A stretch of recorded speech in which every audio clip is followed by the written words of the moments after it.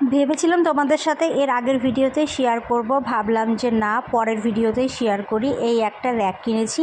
এই র্যাকের ভেতরে ব্রাশ থেকে শুরু করে আমার ফেস ওয়াশ থেকে শুরু করে সমস্ত জিনিস রাখা যাবে, যেহেতু পায়খানা বাথরুমগুলো করা হচ্ছে, আর ওই বাথরুমের ভেতরেই রাখার চেষ্টা করব। আর এই হচ্ছে দুটো শ্যাম্পু, একটা হচ্ছে শাশুড়িকে দেব আর একটা হচ্ছে আমি নেব।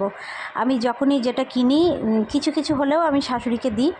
আর ওখানে হচ্ছে চিপসের প্যাকেট, ওই চিপসের প্যাকেটগুলো হচ্ছে আমার ছেলের জন্য। একটা সাবানের কৌটো আনা হয়েছে, কারণ সাবানের কেসটা হচ্ছে আমার বরের লাগবে।